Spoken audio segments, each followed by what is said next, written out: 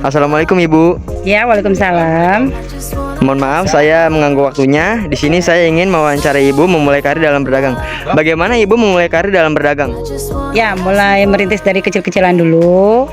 Nah, bertahap ya alhamdulillah jadi gede gitu, jadi besar ya.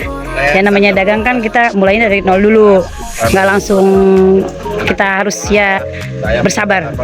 Pelan-pelan alhamdulillah kita dari jual daleman, dari sampai semua ada. Gitu aja. Oh, jadi mulainya dari awal, dari sangat awal banget, dari Ya, mulai dari jualan awal. kecil-kecilan Ya. sampai jadi sebesar ini ya. Wah, keren. Bagaimana Ibu menetapkan target penjualan? Kalau target sih kita nggak ditarget ya, yang penting ada lebihnya kita kasih. Oh, Nggak mesti kita harus sekian nih kan, orang-orang mungkin harus 10.000 apa berapa apa 20 per potongnya, kita enggak. Jadi berapapun kita ambil. oh oke. Baiklah, sekian pertanyaan dari saya. Terima kasih, mohon maaf mengganggunya Ibu. Oke, tadi kan teman saya udah nanya-nanya tentang usaha ibu, tentang awal usaha ibu. Nah, oke, dalam membuka usaha pasti ada yang namanya tantangan kan, Bu? Nah, Ya, betul. gimana cara ibu menghadapi tantangan tersebut? Tantangan ya kita intinya harus sabar. Udah gitu ya gimana ya, namanya dagang sekarang kan nggak kayak zaman dulu enaknya, udah mulai agak susah lah. Tapi ya kita harus intinya ya jangan, ya setidaknya sedikit pun lebihnya kita kasih, nggak kayak sebelumnya kan modalnya kan masih murah. Kalau sekarang kan apa mahal. Jadi kita ikut ini aja, berjalannya waktu sampai gimana dapat selebihnya berapa kita kasih, nggak ditahan-tahan lah kalau kita. Oke, berarti menyesuaikan ya, Bu? Iya betul. Oke, apa sih strategi ibu dalam mencari pelanggan? Ya kita harus ramah sama ya semaksimal mungkin pembeli tuh biar nyaman, udah gitu aja. Oke, terima kasih, Bu. Baik Ibu, saya akan menanyakan pertanyaan selanjutnya dari teman saya. Nah, selanjutnya itu bagaimana sih Ibu menghadapi persaingan pasar ini? Oh, persaingan dagang, kalau kita sih santai aja ya, jangan terlalu dibawa-bawa emosi. Sekarang kan zamannya ya gitulah, dagang kan di mana-mana udah ada online segala macem ya. Cuman kita intinya sabar juga. Udah gitu kita juga jangan gampang terpengaruh lah. Kalau pembeli kan kadang banding-banding kita sama online sama ini itu, kita enggak. Sistem kita ya intinya berapapun kita lebih ya, kalau ada lebih ya kasih, kalau nggak ada kita kasih pas. Gitu Jalan aja dengan sabar ya. Iya, Namanya juga betul. banyak pesaing. Bersaing mah ya jangan kita Iya. ini. Terus selanjutnya apa pendekatan Ibu dalam negosiasi harga? Kalau negosiasi harga sih kita nggak terlalu ini ya, tergantung dari sananya aja. Kalau kita harganya mahal ya kita tidaknya ngambilnya ya sesuai aja.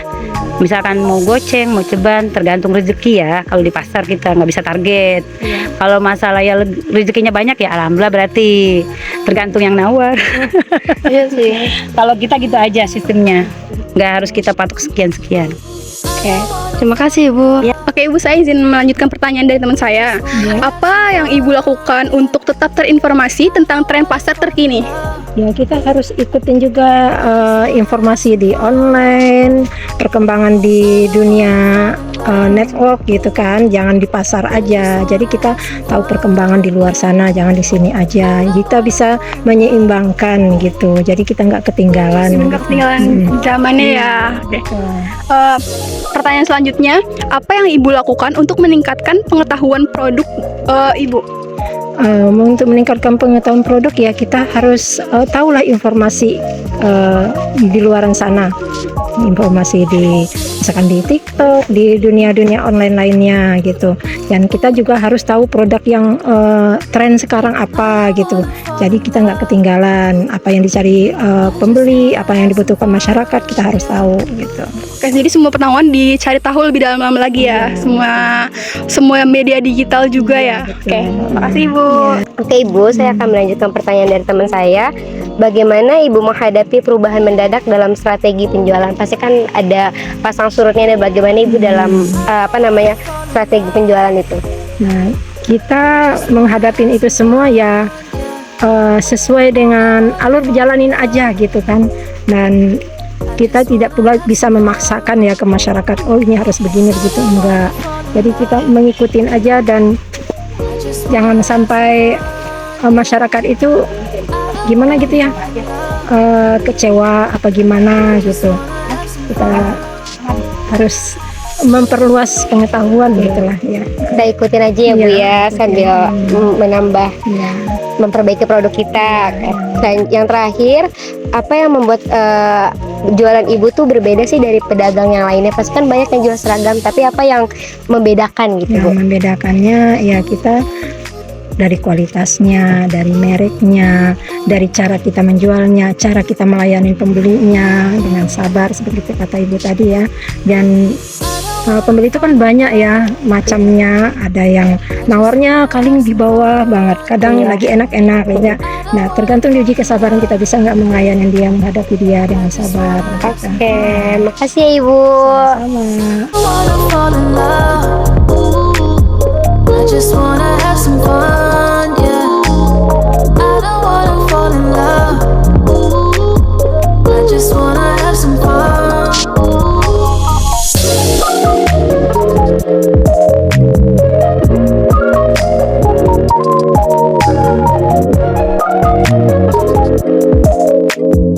Assalamualaikum kakak. Waalaikumsalam. Saya mohon maaf mengganggu waktunya. Saya di sini ingin mewawancari Mbak. Pertama, bagaimana Mbak memulai karir? Kalau saya sih memulai karir itu dari masa sekolah. Jadi dia pas lulus sekolah nih saya udah kerja gitu. Oh. Iya. Oh, keren banget. Apakah tempat Mbak bekerja ada penetapan target penjualan? Oh, ada setiap bulannya. Jadi tuh dia ada penetapan target ya tiap bulan. Misalkan satu bulan 20 juta misalnya. Terus kalau lagi back to school mungkin kayak tahun kemarin ya. Kayak bulan kemarin itu sekitar 90 juta. Beda-beda sih. Oke. Baiklah, sekian wawancara dari saya. Mohon maaf mengganggu waktunya kak. Terima kasih. Oke Kak, saya akan melanjutkan pertanyaan dari teman saya. Apa sih pengalaman yang paling menantang buat Kakak selama Kakak bekerja? Pengalaman di sini sih ya paling menantang itu kayak kita antara persaingan antar brand. Jadi persaingan antar brand itu dia gimana ya? Kita kan udah ditetapkan target misalnya satu bulan itu 20 juta gitu ya kan. Nah, kita harus apa sih namanya mencapai itu. Nah, kita ada persaingan nih. Di sini brand bukan cuman satu doang ya. Jadi kita bersaing sama yang lain. Nah, yang menantang itu misalkan nih saya di brand Legas. Nah, otomatis di sini banyak dong brand kayak Princess, Ardiles itu juga bikin buat menantang saya gitu ya kan. Juga kayak persaingan gitu kan. Selanjutnya, apa sih strategi Mbak untuk memikat pelanggan? Kalau strategi saya untuk memikat pelanggan sih ya kayak kita menawarkan, kita push penjualan kak. Ya. Push penjualan itu kayak misalnya kita menawarkan, Ibu ini lagi ada diskon nih 20+20 gitu ya kan. Ya. Terus habis itu kita menawarkan hal-hal menarik yang kita punya di brand ini. Oke, terima kasih Kak. Selanjutnya akan ditanyakan oleh teman saya. Saya akan memberikan pertanyaan selanjutnya dari teman saya. Yang selanjutnya itu bagaimana Mbak menghadapi persaingan pasar, terutama dalam menghadapi pelanggan? Kalau cara saya menghadapi persaingan ya, kita kan harus bersaing secara sehat ya. Ibarat kayak gini kak, maksudnya kita kan di banyak brand nih, ada 7 brand. Nah kita nggak boleh saling menjelekkan satu sama lain. Jadi kayak kita harus netral gitu kak. Jadi kita harus, misalkan ada yang nanya nih, Mbak, brand ini sama yang ini bagusan mana gitu kan? Kita harus jawabnya apa? Sama-sama bagus bu, cuman beda brand. Kita nggak boleh kayak misalkan bagusan yang ini bu, ini lebih dijahit, ini lebih gitu nggak boleh kak. Jadi kayak gitu sih, harus persaingannya secara sehat, nggak boleh menjelekan satu sama lain. Oke, jadi harus persaingan secara sehat aja ya, nggak boleh menjatuhkan produk lain. Nah selanjutnya, bagaimana sih tanggapan Mbak jika ada pelanggan yang bernegosiasi? Oh, kalau ada yang bernegosiasi ya, mungkin kayak soal harga. Soal harga misalkan kayak ini kemahalan.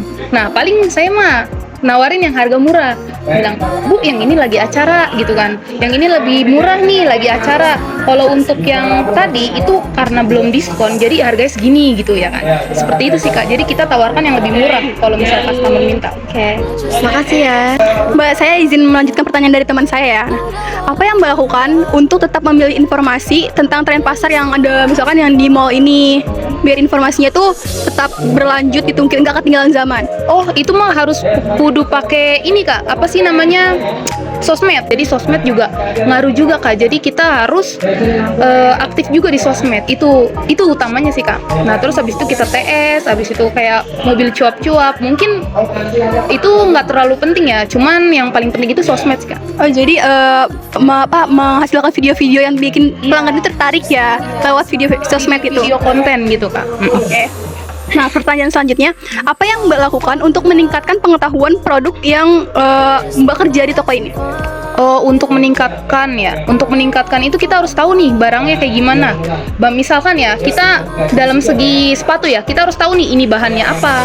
Kalau kita mau nge-push ke customer, kalau kita belum tahu barangnya, pasti kita nggak bakalan tahu dong apa ini dalamnya ya kan. Maksudnya kayak kualitasnya gimana nih gitu ya kan. Nah, maka dari itu kita harus tahu dulu nih, perdalamin dulu ilmu ya kan. Apa yang misalkan ini bahan dari apa, terus kayak gimana presan atau leman, itu harus dipelajari juga Kak. Oh, jadi pertama informasi tentang produk yang akan Mbak pasarkan ya kepada pelanggan. Oke, terima kasih. Oke, selanjutnya saya akan melanjutkan pertanyaan dari teman saya. Nah, gimana sih Mbak dalam menghadapi misalkan ada nih satu produk apa berapa produk yang emang kurang laku. Nah, gimana sih Mbak merubah strategi produk itu biar laku gitu, biar banyak peminatnya gitu loh. Kalau biar banyak peminatnya ya, kita harus tambah diskon Kak. Gitu. Salah satu yang penting tambah diskon, habis itu kita harus TS. Misalkan kita menawarkannya bukan sekadar kayak cuman orang lewat. Nah, kita TS pakai mic.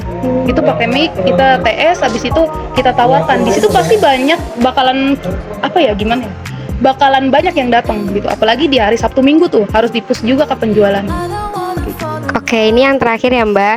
Nah, apa sih perbedaan brand yang Mbak jual ini sama brand yang lainnya, keunggulannya gitu? Oh, kalau keunggulannya ya, kalau dari produk saya sih, saya megangnya Rekord.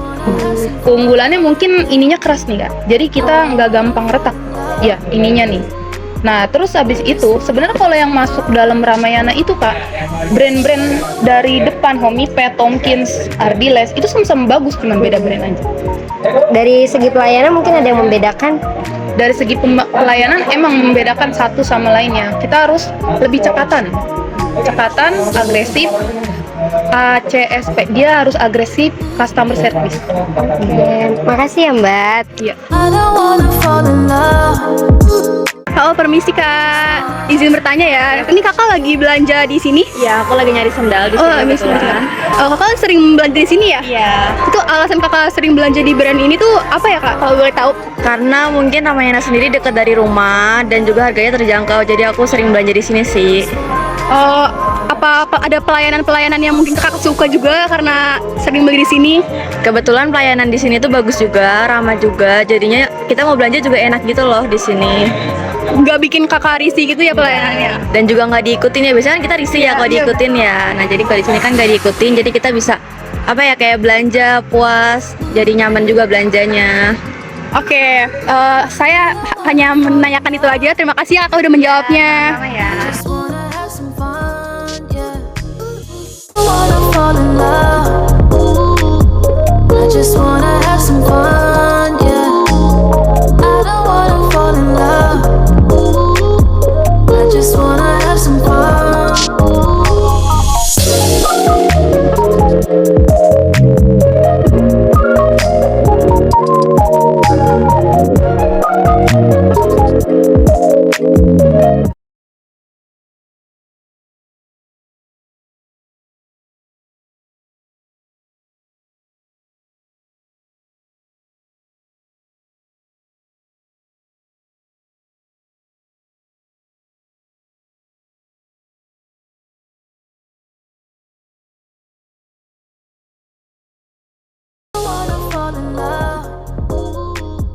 I just wanna have some fun, yeah. I don't wanna fall in love. I just wanna have some fun.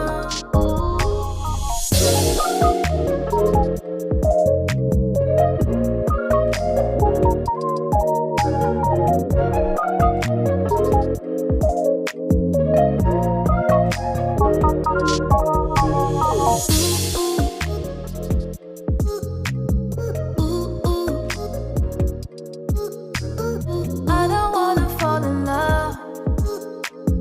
I just just wanna have some fun.